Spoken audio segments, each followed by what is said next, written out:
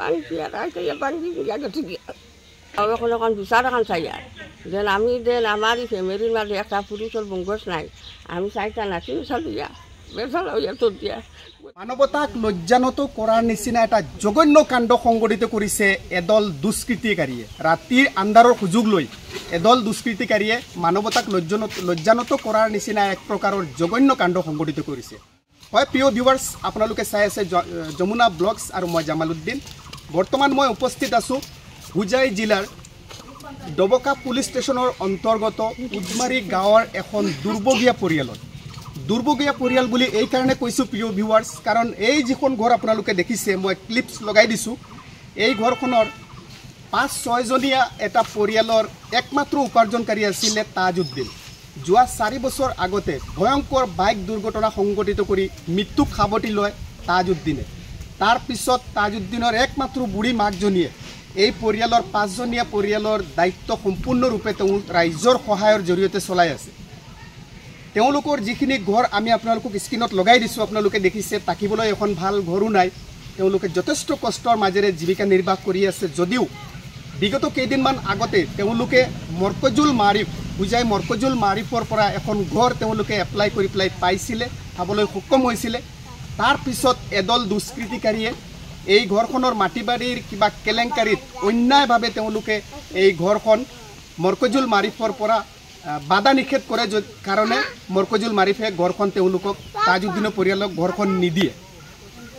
তাৰপিছত ওচৰৰ যিখিনি ৰাইজ আছিলে বা আমাৰ হোজাই জিলাৰ যথেষ্ট ৰাইজৰ সহযোগত তাজউদ্দিনৰ মাকে কোনোমতে এখন ঘৰ ৰাইজৰ পৰা সহায় লৈ বনাবলৈ চেষ্টা কৰিছিলে। ঘৰখন আদৰুৱা প্ৰায় হৈ আছে, আৰম্ভণি কৰিছিলে। যদি যোৱাকালি ৰাতি এই দুষ্কৃতিকাৰীসকলে এই ঘৰখনত ৰাতিৰ এন্ধাৰৰ সুযোগ লৈ আহি ঘৰখন ভাঙিবলৈ আৰম্ভ কৰে। ঘটনাটো যেতিয়া তেওঁলোকে ৰাতি গম পাইছে, চিঞৰ বাখৰ কৰাৰ লগে লগে স্থানীয় ৰাইজ একত্ৰিত হয়, যাৰ ফলত দুষ্কৃতিকাৰী কেইজন পলায়ন কৰে আৰু ঘৰটো প্ৰায় বহুতখিনি জেগা ভাঙি চিঙি তেওঁলোকে চুৰমাৰ কৰে।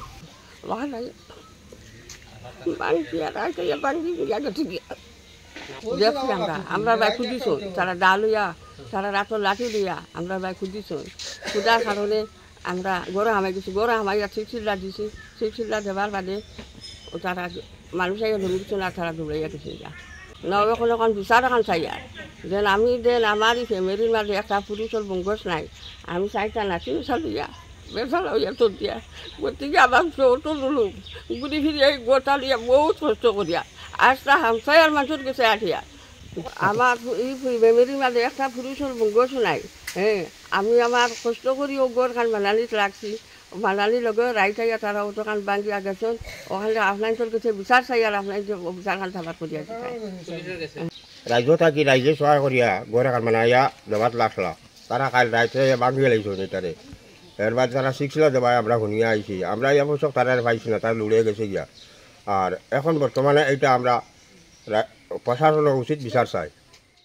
গতিকে ৰাইজ আপোনালোকৰ পৰা আমি এইটোৱে বিচাৰিছোঁ যে আপোনালোকে ভিডিঅ'টো বেছি বেছি শ্বেয়াৰ কৰক, যাতে হোজাই জিলা প্ৰশাসনৰ দৃষ্টিগোচৰ হয় আৰু আমি হোজাই জিলা প্ৰশাসনক ৰাইজৰ তৰফৰ পৰা তাজউদ্দিনৰ পৰিয়ালৰ লগত হোৱা অন্যায়টোৰ উচিত তদন্ত কৰিবলৈ আমি আপোনালোকক কাতৰ আহ্বান জনাইছোঁ।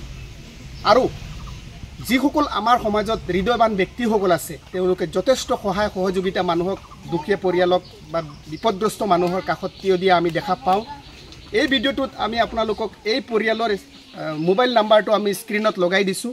যদি কোনোবা হৃদয়বান ব্যক্তি আছে আপোনালোকে সহায় এই পৰিয়ালটো কৰিব বিচাৰে তেনেহ'লে স্ক্ৰীণত দিয়া নাম্বাৰত যোগাযোগ কৰি মৃত তাজউদ্দিনৰ এই ৫-৬ জনীয়া পৰিয়ালটোক আপোনালোকে অলপমান সহায়ৰ হাত আগবঢ়াব বুলি আমি আশা ৰাখিছোঁ।